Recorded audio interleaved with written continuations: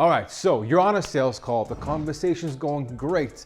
You think you got it locked in, you ask for the sale, they give you an objection, you don't know how to handle it, you lose your composure and you lose the sale. How much money are you leaving on the table because you don't have a predictable and a consistent way to handle an objection? Guys, in today's video, I'm gonna be going over a very powerful objection handling formula. It is so powerful, you can literally know it, it can be used on you, and it will still work.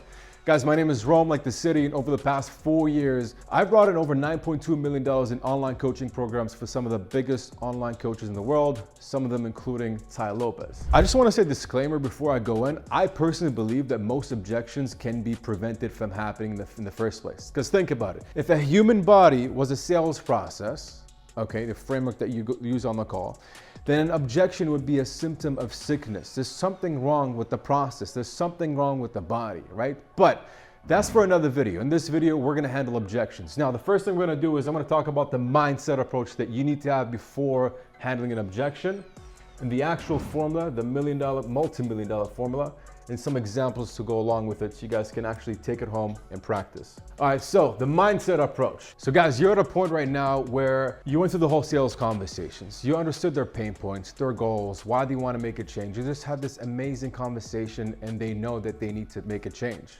right? And then so you drop the price. And now you got to understand that their defense is up. All they're thinking about is the price, $5,000 or $10,000, whatever it is, right? The conversation that you had from beginning to until they said an objection is gone out the window. They forgot about it, right? So recognize the defense is up. We're going to be using a question-based approach, right? People resist what they hear, but believe what they say, okay? You can't tell somebody, hey, yeah, it's a lot of money now, but think about how much money you're going to be making later. Not the approach, okay? And take it slow. So I'm gonna go into depth into all these right here. So recognize the defense is up. I see the biggest problem with most salespeople is that they become confrontational, right? So control your emotions, right? The moment that you start arguing with them, you can kiss your sale goodbye. That's it, right? So the first thing we need to do is recognize that defense is up. We need to bring them back down so that we can actually find the objection, right? So we need to bring down their guard using the right tonality. Okay, we're gonna talk about this in a second. And the goal is to come to a decision, right? The goal is not to close them, not to make the sale. The goal is to have some closure on the call, whether it's a yes or a no.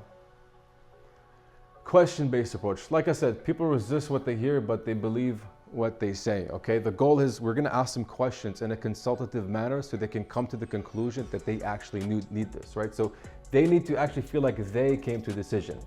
Only then they'll actually be willing to make the change. Take it slow.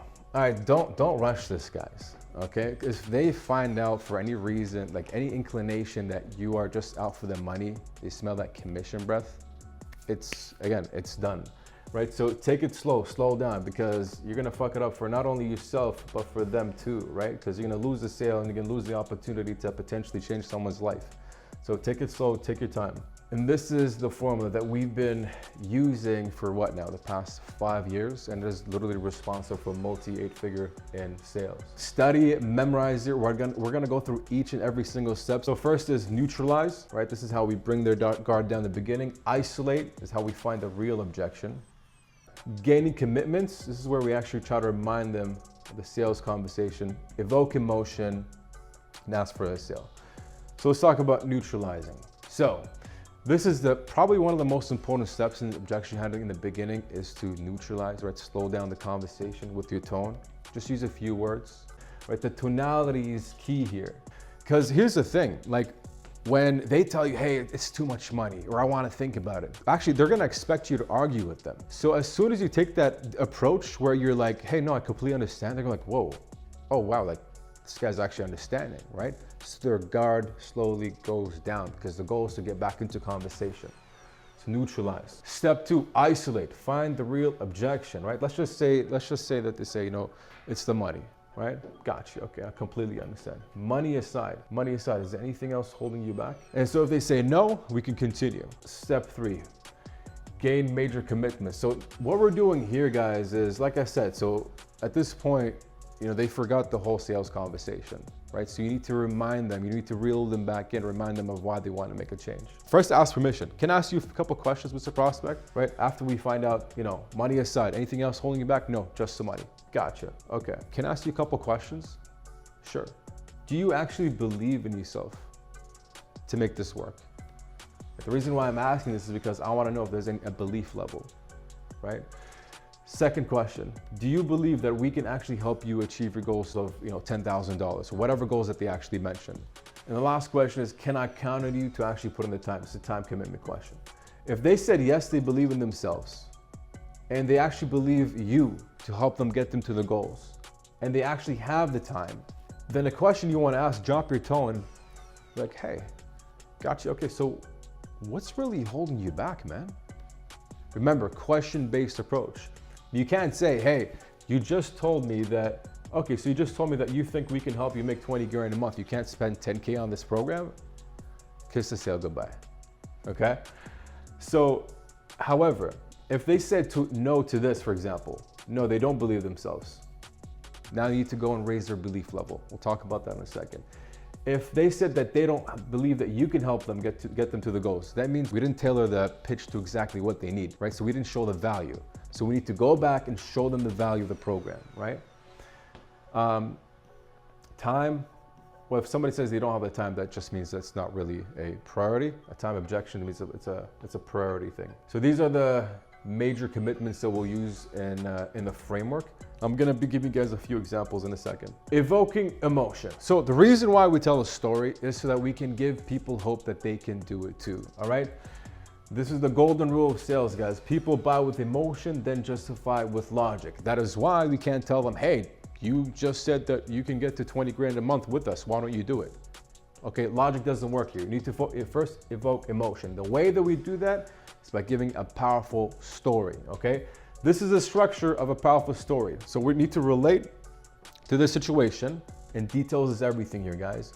Fork in the road, there's a decision that they had to make, and then the moral of the story, and ask for commitment. So let's just say that this person over here had the money but was uncomfortable making a change, right? And let's just say that their situation was, that they were making good money, but didn't feel like they had freedom in their life. They couldn't help out their mom. So what I would say, make sure you guys tell a real story, okay? Humans are exceptionally well at sniffing out intention. So I would say something like this. I mean, I completely understand. When I was in my 9-to-5 job working as an engineer, I was making good money, but I never felt like I had that freedom and options. I could never really give my mom what she wanted, right? I could never save money for a house. I was experiencing less dinners, less outings. And so that way I'm relating to the details, right? And to the same position. So they can be like, oh, wow, like you were in the same position as I was. And then fork in the road. This is when I would continue and say, well, and I was a point in my life where I had two decisions to make, right? I'll give them two options because it's easy. My first option was to stay in the same position that I am right now and just be comfortable with it and accept it and guarantee no change in my life. Or option two, for me to step out of my comfort zone, for me to see some possibility of change in my life, right? Fork in the road, a decision. And so I made the decision to actually step out of my comfort zone because I knew if I had the right guidance and put in the work, I don't have a shot of a doubt that actually I can achieve my goals if I'm working with the right people. And that's exactly what I did. And that was the best decision that I made in my life. And that's why I'm at a point in my life where I can actually help people like you make a change. They ask for commitment. Do you feel like you're at a point in your life right now where you're ready to take a step out of your comfort zone so we can get you closer to your goals? That's how you evoke emotion with a story. Practice with it with your friends and family. Again, just make sure the details, all in the details, guys. Ask for the sale. All right, so we're at the end of the objection handling formula. Okay, let's just say it's all going smooth and we're at a point where we're asking for the sale. The prospect will never tell you, hey, you know what, Rome, that was a good story. Let's do this. That doesn't happen, okay? What's gonna happen is that you're gonna have to ask them, hey, listen, are we ready to get the show on the road? And make sure you say this with complete conviction. Okay, because if you stutter, say with hesitancy, that's gonna transfer to the call. They're gonna be hesitant and not make them move, right? You can say this, or you can say, do you have any questions before we get started?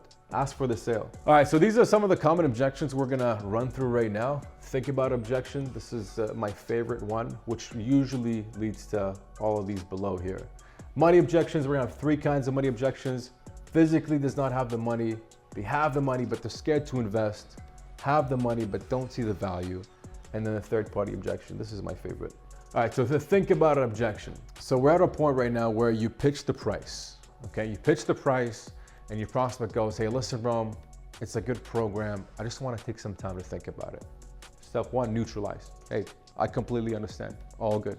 You know, I like to take the time to think about big decisions too before I make a move. I get it, it's all good. Isolate. By the way, what exactly did you want to think about? And make sure you say with a curious tone. See, most people mess this up because they don't know how to use the right tonality to trigger like an emotional response. So make sure you come from a place of like where like you're concerned, you're curious. Hey, just out of curiosity, what is it exactly that you want to think about it? Let's just say, well, I just want to think about the investment. Gotcha. Okay. Again, neutralize. I totally understand. It's not a cup of coffee. I get it. Step 3, gain commitments. Can I ask you a question? Do you genuinely believe that you can become successful with e-commerce or trading or real estate or whatever it is that you're selling? Do you genuinely feel like you can become successful? Yes? Okay. And after you get started with us, this is powerful, assume the sale. And after you get started with us, can I actually count on you to show up daily and take full advantage of the program so we can help you get you to your goals? Yes. Okay. And do you think that along with our support, do you feel like we can actually help you from everything that I've shared with you, our tools, our resources, our mentorship? Do you feel like we can help you get you to your goals? Right, so let's just say they say yes, yes, yes. Then we hit them with, so what's holding you back? Again, drop your tone here. Okay, so what's holding you back, Mr. Prospect? And if you do this correctly, this is when they should actually tell you the real objection. What's actually holding them back, okay? And so we could use the same example. Let's just say, hey, listen, it's just a lot of money right now for me. Like I really want to do this, but I just, you know, it's a lot of money. It's uncomfortable for me. Got it, okay. Tell a story with the same structure that I showed you guys earlier, where you were at a point in your life where you felt uncomfortable, you weren't happy, but you needed to make a change. You needed to step out of your comfort zone, right? And then the results that came with that. And then don't forget to ask for the sale. So that's the think about it objection.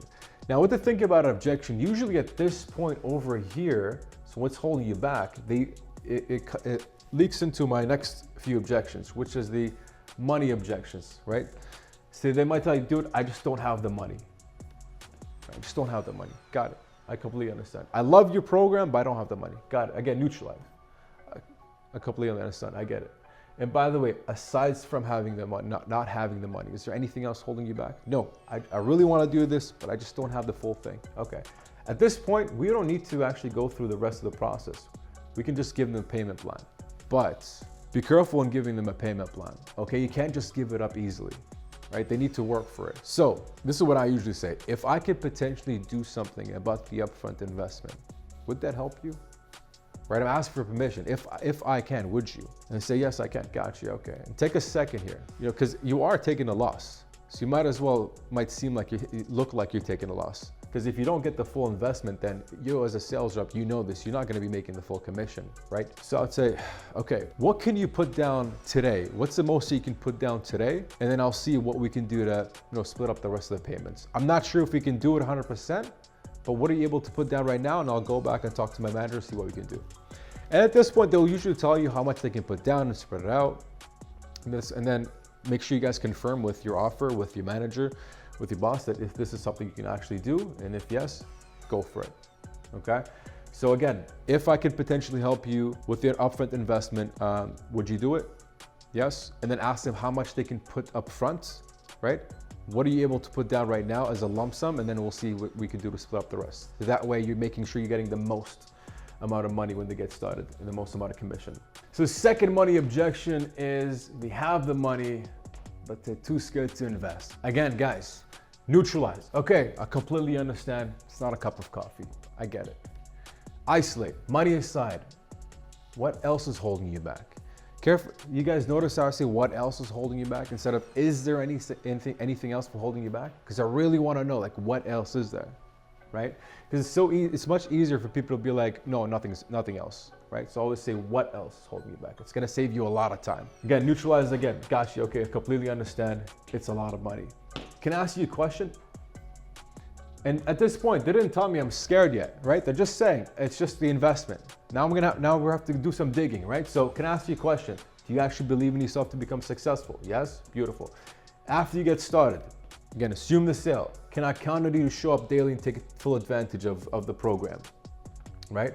There's a time commitment. Yes, beautiful. So now we know they're actually committed. We know they believe in themselves. They believe in the industry. Last question. Do you feel like with our support, we can help you get you to your goal of $20,000 a month, whatever the goal is? Yes, yes, yes. Beautiful. Again, drop your tone. What's really holding you back, man? You know, if you genuinely believe that we can help you out, you believe in yourself, like what's really holding you back, man? Talk to me, right? Very friendly, you know, very friendly tone, very casual. So what's holding you back? And they'll say, listen, man, I have the money, but I'm too scared. All right, I'm too scared. Gotcha. Again, story time. And just give them a little comfort speech here, right? Because they're scared. So I would give them a comfort speech. And by the way, Mr. Prospect, you know, whether if it's friends, family, relationships, business, any aspects of your life, you're gonna have to take a step out of your comfort zone if you want to make a change. Let me ask you this. When's the last time that something huge, something good, like a major change happened in your life without taking a step out of your comfort zone? Never. Exactly. Hey, listen, can we agree that whatever got you where you are today is not going to get you where you want to be tomorrow, correct? Yes, beautiful. So, Mr. Prospect, are you really at a point in your life where you're ready to take a step out of your comfort zone so we can get you to your goals? Yes? Good. Do you have any questions before we get started? Ask for the sale. Has the money, doesn't see the value. So last money objection. Again, neutralize, isolate, besides the money, anything else holding you back. Gain the commitments. And this is where we're going to find this out. Do you believe that you can become successful? Are you usually going to say yes? Do you have the time? Yes. Do you think with our support we can help you get to your goals? So you're going to be like, they will either say no, or they're going to be like, yeah. That's how you know they have no confidence and no trust in you. So that's where we fucked up. Now we have to go back and show the value. We can ask them, okay, tell me, hey, listen, you sound a little bit hesitant. Do you actually feel like we can help you? Honestly, man, not really. Okay, dude, I completely understand. Again, neutralize, go back to the top. And besides us not being able to help you, anything else holding you back? No, just that. Okay, now you go back and show the value of the program. You show them exactly how they're gonna reach their goals with your product or service, all right? This is a very easy objection to avoid if you did your job properly on the sales call, by the way. So yeah, you just go back, show the value, and you don't even have to evoke the emotion, just ask for the sale if you do this correctly. Third party objection, one of my favorite bullshit objections that you guys are gonna get. Okay, this is inevitable, but it's fun, okay? Now, before we dive in how to handle this, I want you guys to understand the psychology here. People are doing here when they tell they wanna talk to their wife, their brother, their business partner, their lawyer, they're trying to take the decision power out of the call so they don't have to make the decision. So your first goal as a sales rep, you need to bring back the decision to the call, right? And you also got to think of it, like, do you really think that they're going to go home and talk to the wife and talk about if they want to do this e-commerce thing with you or this real estate thing with you? No, obviously not. They wouldn't be on the call if that was the case. What they're really, just address the elephant in the room. What they really want to talk about is the money. That's what's actually holding them back most of the time. Okay, so first thing we need to do is bring back the decision of the call, right? Because there's really two things that can happen here. It's either that their wife says yes and they do it, or they say no. If their wife says yes, do it, and they still want to think about it, then it was never a third party objection, right? They said they want to think about it, now you go back to the objection handling formula, all right? And if she says no, you can be like, okay, what would she say no to? Well, she would say no to the price. Again, back to the objection handling formula. It's just no longer a third-party objection form, no longer a third-party objection, right? So this is what I like to usually do. Let's role play this. So, Rome, I want to talk to my wife. What you said is amazing. I just want to run it through her at dinner tonight. I'd say, hey, completely understand, all good. I too like to take the time to discuss things with my partners too before I make a big decision. No problem. Hey, out of curiosity, Mr. Prospect, let's just say you go home tonight and you sit down with a lovely candlelit dinner with a nice bottle of wine, and you sit down with your wife, you tell her about our amazing conversation that you and I had. What happens if she say yes? Well, I would do it. Okay, well, let's do it. Simple. Another version. Let's just say you go home, you talk to your wife, you bring up our conversation. What do you think she would say no to?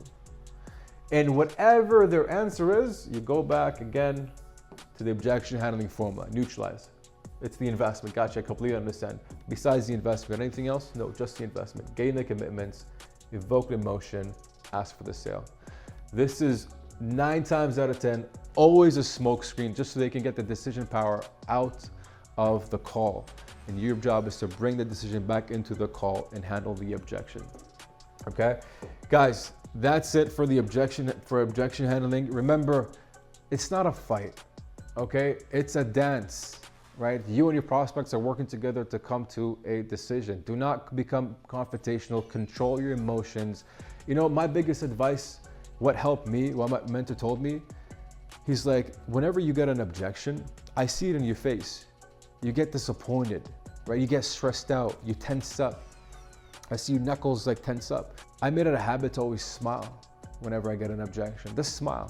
You know, because it is a big investment for them to part ways with. You have to understand that it's a big decision, right? And as long as they see you on their side and you treat it like a dance and you're with, calm, cool, collected approach, you're asking good questions that will lead them to the conclusion that they need this and they genuinely feel like you actually care about them, you'll make the sale. Thank you guys for watching and we'll see you guys in the next video.